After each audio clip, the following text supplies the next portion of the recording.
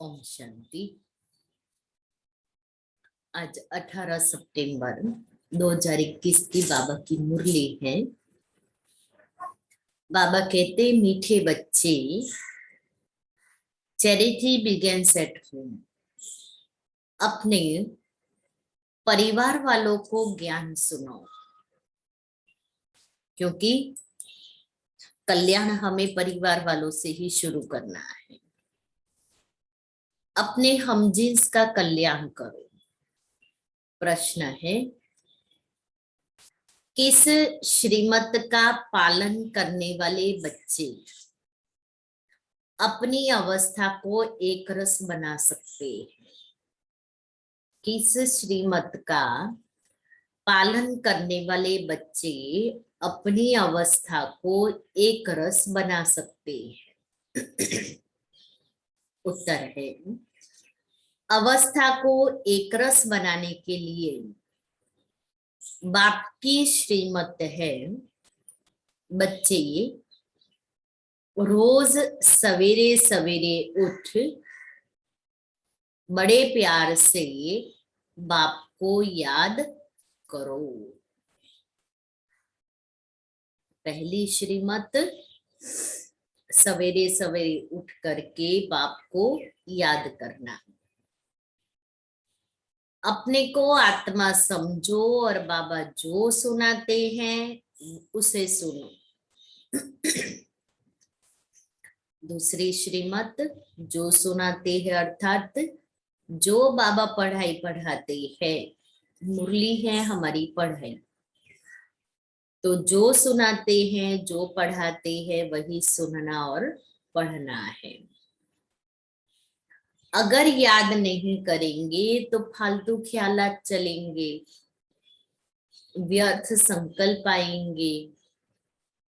इसलिए बाबा राय देते हैं, बच्चे रोज सवेरे सवेरे उठ अपने आप से प्रतिज्ञा करो कि चलते फिरते खाते पीते भोजन बनाते एक बाबा को ही याद करो।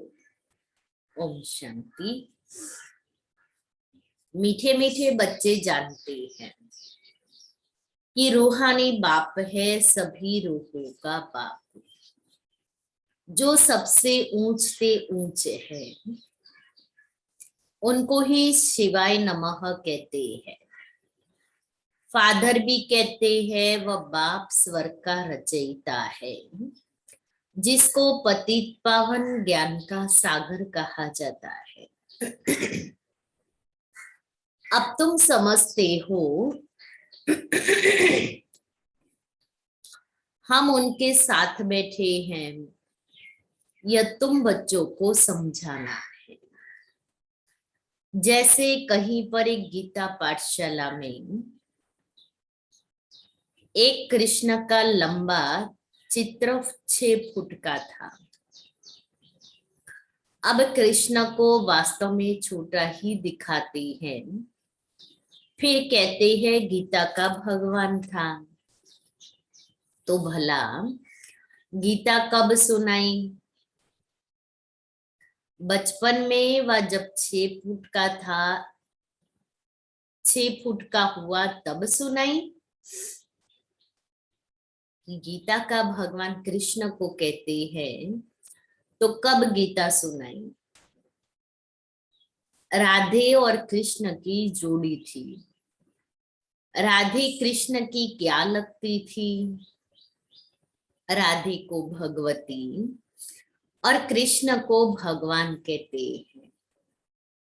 इन दोनों का क्या संबंध है ये किसको पता नहीं है। कृष्ण ने गीता का उपदेश दिया, परंतु कब? जब तुम ऐसे ऐसे प्रश्न पूछेंगे तो मनुष्य समझ जाएंगे कि यह तो सिवाय ब्रह्मा कुमार कुमारियों के और कोई पूछ नहीं सकते, क्योंकि किसी की बुद्धि में आएगा ही नहीं। कोई भी बड़े बड़े राजे आदि जो भी है वह सन्यासियों को देख पांव जरूर पड़ेंगे। किसी को भी पूछने की हिम्मत ही नहीं रहती। तुम तो हिम्मत रखते हो, कहेंगे।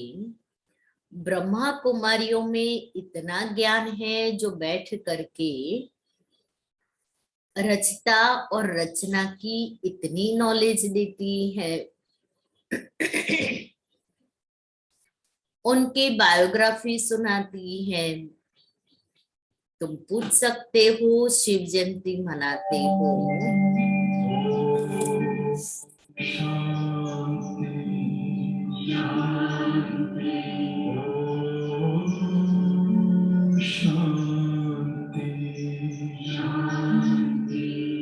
अंतर मन में ज्योति जगा लो,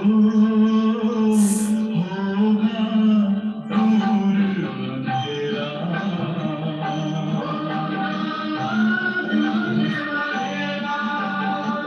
शिव का कर लो ध्यान, आ रहा पावन पुण्य सवेरा।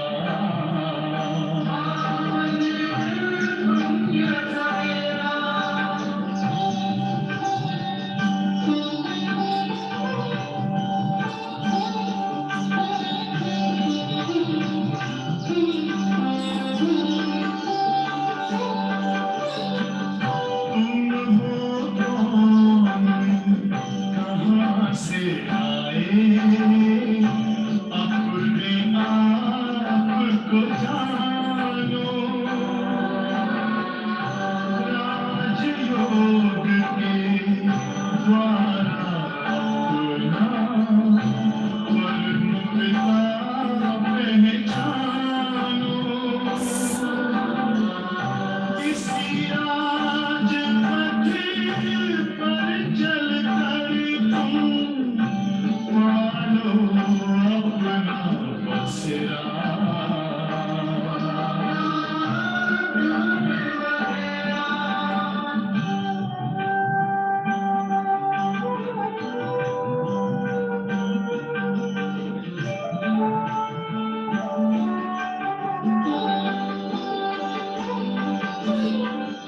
तुम हो आसमां तन से न्यारे, परमात्मा को प्यारे। दिव्य गुणों को धारण करके योगी बनो दुलारे। ज्योति बिंदु ही तोड़ेगा ये माया मोह का घेरा।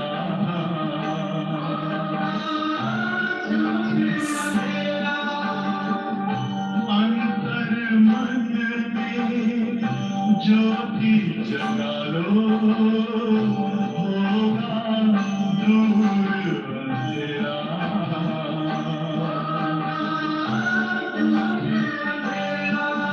ओम शांति,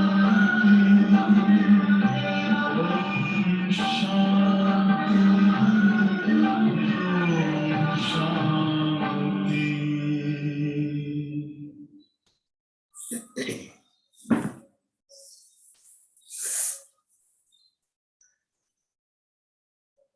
ओम शांति।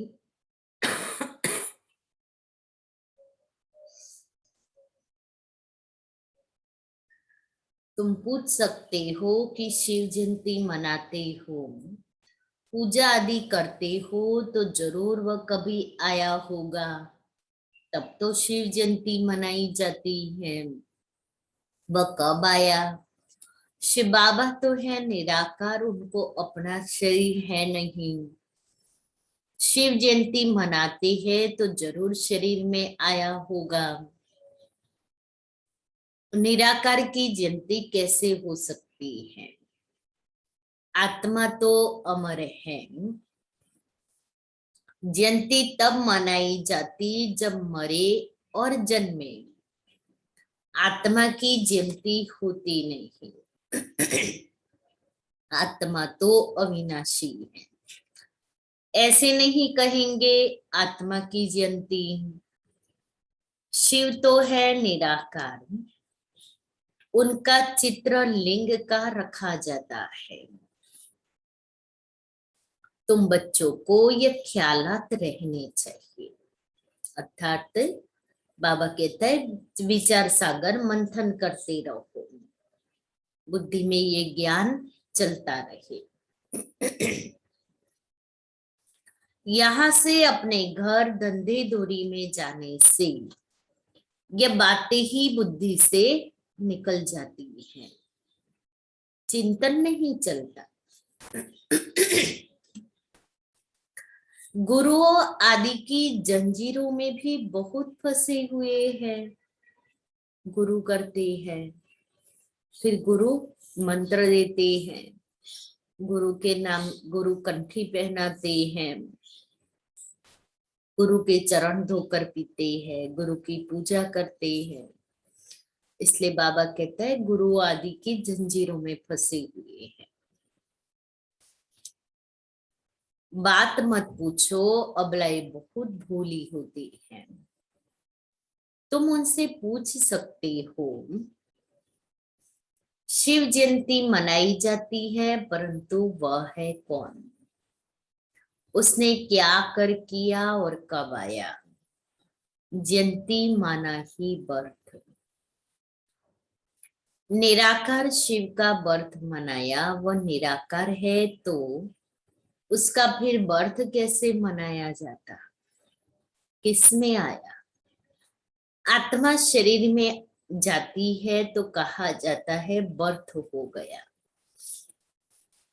आत्मा तो आत्मा ही है, शरीर में प्रवेश करती है तो कहेंगे आत्मा ने शरीर लिया है पाठ बजाने के लिए।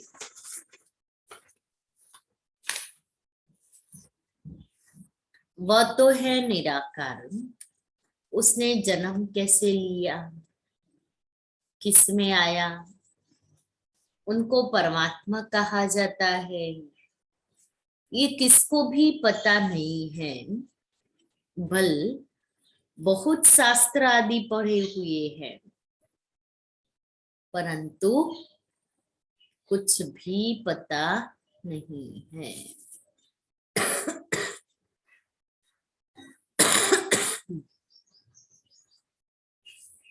अभी तुम ज्ञान से भरपूर हो, अभी तुमको ज्ञान ही सुनाना है।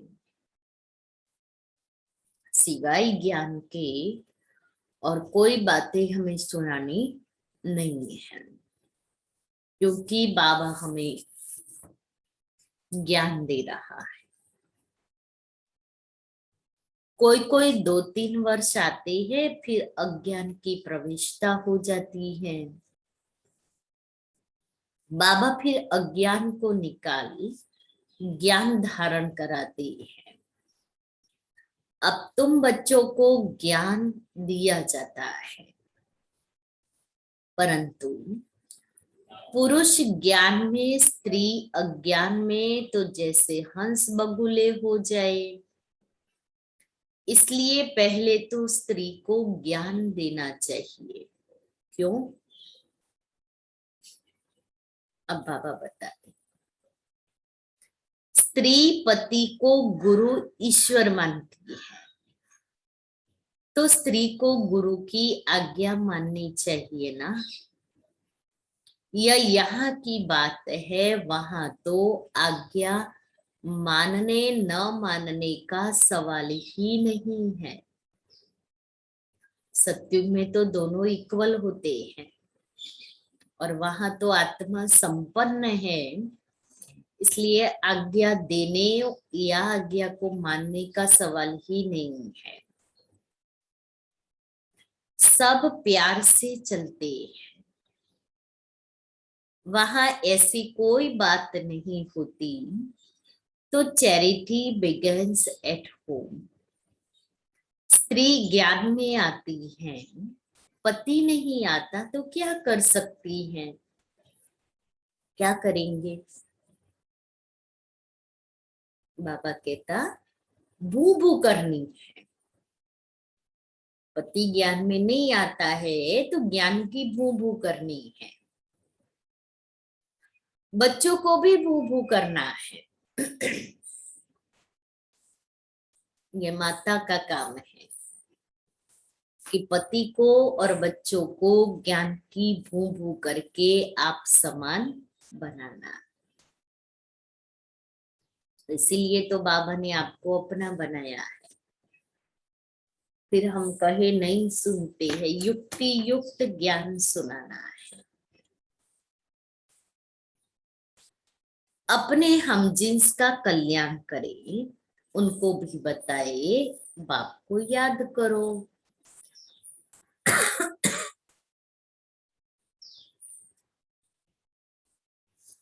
अब लड़ाई सामने खड़ी है, बाबा आया हुआ है, मनुष्य पुकारते हैं हे पतित पावन आओ, जबकि पतित दुनिया का विनाश होना है तो तुम फिर पतित क्यों बनते हो? अच्छी तरह ये बाबा का महावाक्य सुनो, अंडरलाइन करो कि ये पतित दुनिया का विनाश होना है तो फिर पतित क्यों बने? क्यों अपने बच्चों को भी पतित दुनिया में धकेले? क्यों थोड़े समय के लिए आत्मा को उस दुनिया में ले जाए, जबकि बाबा आया है पतित से पावन बनाने। तो पतित दुनिया का विनाश होना है, इसलिए पतित न बनना है न बनाना है। अपने हम जिन्स को पतित होने से बचाना है, अपने बच्चों को भी पतित होने से बचाना है। माता ज्ञान में है तो माता का काम है अपने हम जिन्स का कल्याण करना। सुना माताएं? सब माताएं सुन रही है ना कि अपने हम जिन्स का कल्याण करना है। अभी तुम बाप से 21 जन्मों के लिए सारा राज्य लेते हो, तुमको कोई हाथ लगा न सके, तुम सारे विश्व के मालिक बनते हो। फर्क देखो कितना है। ऐसे वर्षा देने वाले को कितना याद करना चाहिए। यहाँ तो बहुत है जो सारे ज्ञान में, जो सारे दिन में शिव बाबा को याद ही नहीं करते। अपने दिल पर हाथ रख करके हम पूछे कि सारे दिन में हम कितना बाबा को याद करते हैं। सच्चाई से अपना चार्ट बाबा को बताएं। सारा दिन घर के धंधे दोरी के लफड़ों में ही रहते हैं, नहीं तो सवेरे उठ बाप को बहुत प्रेम से याद करना चाहिए। बाबा आपसे हम प्रतिज्ञा करते हैं, आपसे हम वर्षा जरूर लेंगे। बाबा आप कितने मीठे हो, आपकी याद से हमारे विकर्म विनाश होंगे। अंदर में अपने से बात करना, उसको विचार सागर मंथन कहा जाता है। बाबा आपसे हम पूरा वर्षा लेकर ही छोड़ेंगे। अब हमको तमो प्रधान से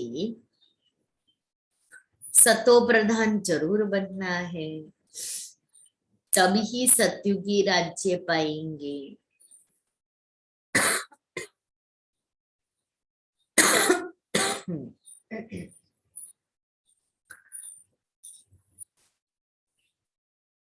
बाबा आपको हम निरंतर याद करेंगे। 63 जन्मों से हमने कितने पाप किए हैं, कितना सिर पर बोझा है। इसलिए बाबा हम आपको बहुत याद करते हैं। बाबा हम खाना पकाएंगे, घूमने जाएंगे, तो भी आपकी याद में रहेंगे। ऐसे ऐसे बातें करते प्रतिज्ञा करेंगे तो विकर्म विनाश होते जाएंगे। बाबा हम भोजन बनाएंगे आपकी याद में। जो पवित्र भोजन आत्मा स्वीकार करेगी तो शरीर भी पवित्र होता जाएगा। इसलिए बाबा की याद में भोजन बनाएंगे तो खाने वाले को भी बाबा की याद आएगी। हमको सतो प्रधान जरूर बनना है। पता नहीं कल शरीर छूट जाए तो हम सतो प्रधान बनेंगे ही नहीं। मौत का डर है ना। बाबा हम जीते जी आपसे वर्षा जरूर लेंगे। फिर देखना चाहिए कि आज के सारे दिन में हमने कितना याद किया। कोई भी हालत में याद की यात्रा में जरूर रहना है। गृहस्थ व्यवहार में भी रहना है, युक्ति से चलना है। ऐसे ऐसे तीव्र वेग से पुरुषार्थ में लग जाए तो याद भी रहेगी और आयु भी बढ़ेगी। भविष्य में तुम्हारी आयु बढ़ेगी।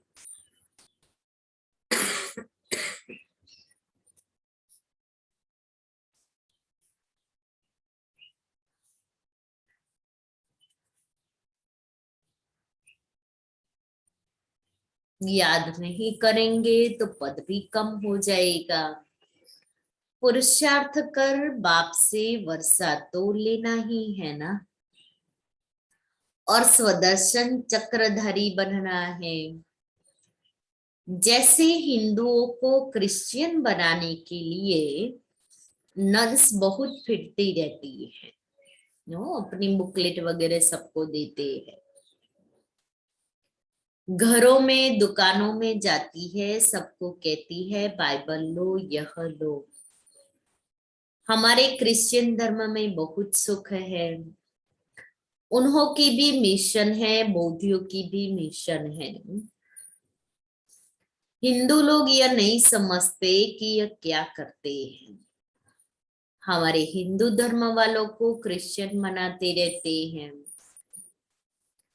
तुम कितना प्रदर्शनी में समझाते हो, भल ओपिनियन भी लिख कर देते हैं, घर में गए खलास। इसके लिए गाया हुआ है, बंदरों के आगे रतन रखो तो वह पत्थर समझ फेंक देंगे। तो यह भी अविनाशी ज्ञान रतन पत्थर समझ फेंक देते हैं। पता ही नहीं है, उसकी वैल्यू ही नहीं समझते हैं। यह भी कुछ समझते नहीं।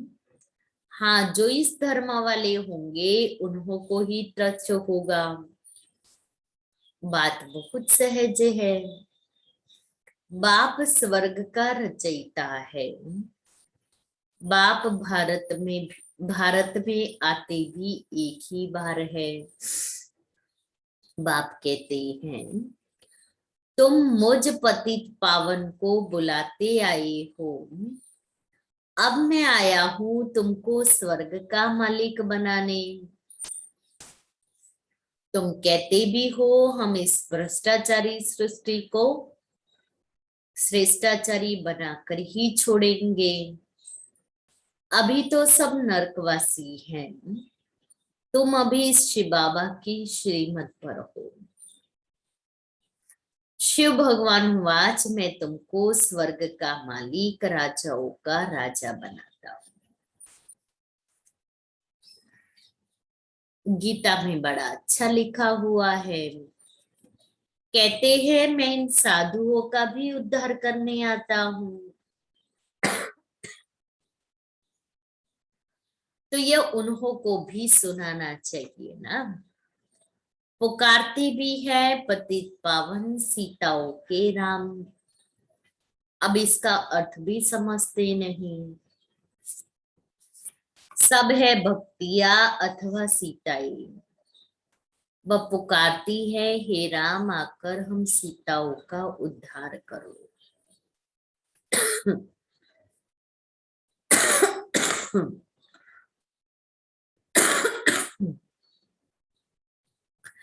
फिर कहते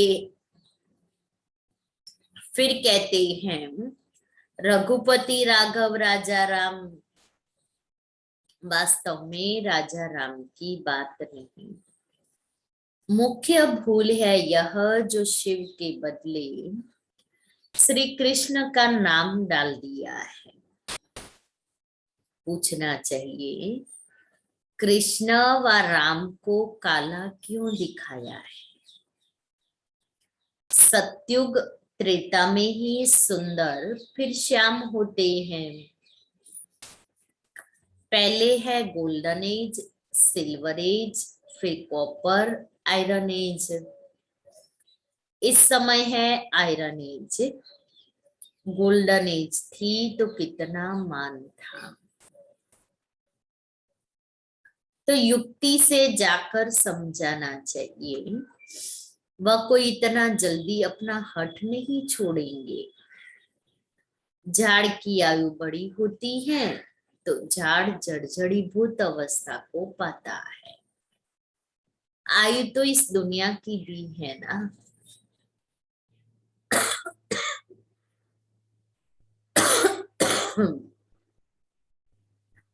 नई दुनिया और पुरानी दुनिया। ओल्ड माना कलयुग, तमो प्रधान दुनिया। इसमें एक भी सतो प्रधान हो नहीं सकता। अब तमो प्रधान को खलास होना है। नई दुनिया कौन स्थापन करेंगे? वही बाप। ऐसे नहीं कि प्रलय होती है। बाप को पुकारती ही तब है जब पतित हो जाते हैं।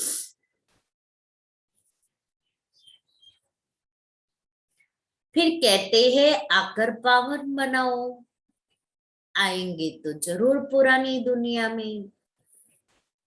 पतित पावन कहते हैं तो जरूर अंत में ही आएंगे। खुद कहते हैं मैं कल्प कल्प कल्प के संगम युगे आता हूँ पावन पावन दुनिया बनाने। अभी है संगम। अभी बाप सबको सदगति में ले जाते हैं। तो ऐसे बाप की श्रीमत पर चलना चाहिए ना। अपनी अवस्था को जमाना है। सवेरे उठकर बाप को याद करना चाहिए। अपने को आत्मा समझना है। यह शरीर के ऑर्गन्स है। बाप कहते हैं हे बच्चों मैं तुमको जो सुनाता हूं वो सुनो। मुक्ति जीवन मुक्ति के लिए और कोई की बात नहीं सुनो। परम धाम से बाप आए हैं पावन बनाने। फिर तुम पुराने शास्त्रों को क्यों याद करते हो? बाबा का प्रश्न है कि बाबा आया है इतना ऊंचा ज्ञान देने के लिए, तो फिर पुराने शास्त्रों को क्यों सुनते हो, क्यों पढ़ते हो?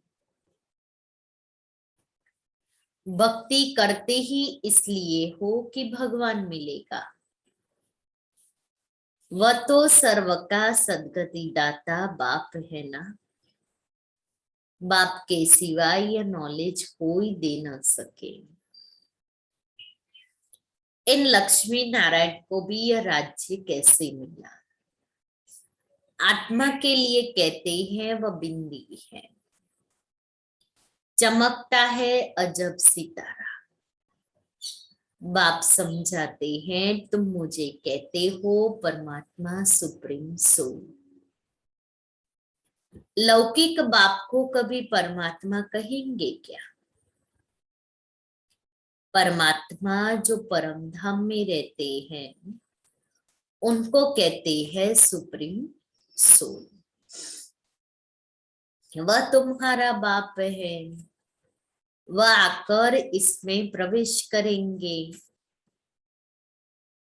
गुरु शिष्य के बाजू में बैठेगा ना, यह बातें कोई शास्त्रों में नहीं है। अभी तुम जानते हो वह हमारा बाप है। 5000 वर्ष पहले भी बाप ने योग सिखलाया था कि मुझे याद करो और विष्णुपुरी को याद करो तो जरूर संगम ही कहेंगे। सत्युग में था एक धर्म, तो जरूर फिर एक धर्म होगा ना। इतने सब धर्म विनाश हो जाएंगे। यह टाइम वही है। बाप कहते हैं मुझे याद करो तो मैं तुमको विश्व का मालिक बनाऊंगा।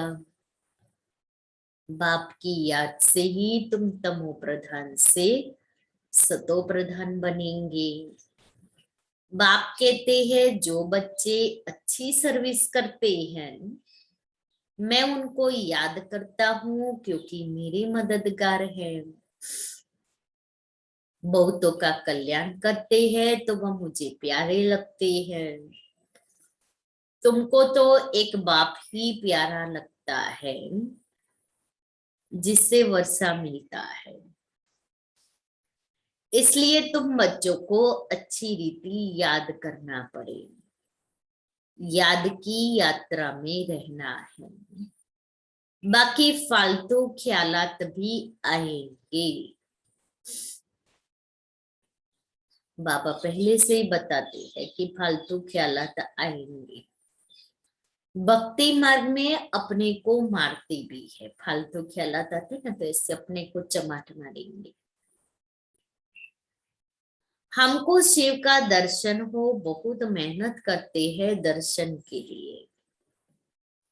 यहाँ तुम समझते हो बाप की याद से पाप कट जाएंगे और 21 जन्मों के लिए वर्षा मिलेगा। दर्शन होने से कोई पाप नहीं कट जाते। बाप जो विश्व का मालिक बनाते हैं उनको तो बहुत प्रेम से याद करना चाहिए। अभी तुम्हारी बुद्धि में है कि हम क्या बन रहे हैं। दूसरे जन्म में हम यह जाकर बनेंगे। यह कॉलेज ही है सत्युग का प्रिंस प्रिंसेस बनने का। बाप आकर धर्म के साथ डीटी किंगडम भी स्थापन करते हैं। अच्छा, मीठे मीठे सिक्के लेते बच्चों प्रति माता पिता बाप दादा का याद प्यार और गुड मॉर्निंग। रूहानी बाप की रूहानी बच्चों को नमस्ते। हम रूहानी बच्चों की रूहानी बाप दादा को याद प्यार गुड मॉर्निंग और नमस्ते। धारणा के लिए मुख्य सार। पहला, बाप ने मुक्ति जीवन मुक्ति के लिए जो भी ज्ञान की बातें सुनाई है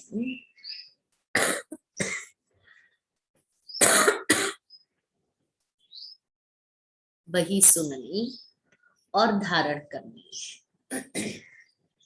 बाकी सब भूल जाना है। अपना और अपने लौकिक परिवार का कल्याण करना है। दूसरा, व्यर्थ ख्यालातों को समाप्त करने के लिए सवेरे सवेरे उठ विचार सागर मंथन करना है, याद की यात्रा में लगे रहना है। वरदान, तीनों कालों को सामने रख हर कार्य में सफल होने वाले सदा विजयी भव।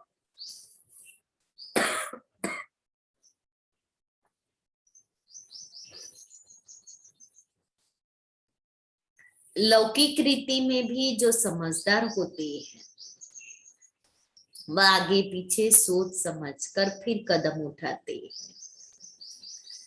ऐसे यहाँ भी आप बच्चे जब कोई कार्य करते हो तो पहले तीनों कालों को सामने रखकर फिर करो।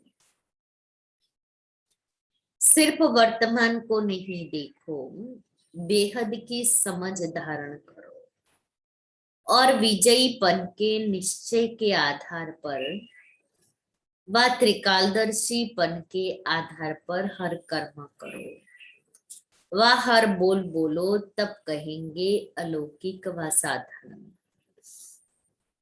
स्लोगन, हद के किनारों को छोड़ एक बाप को सहारा बना लो तो पार हो जाएगी।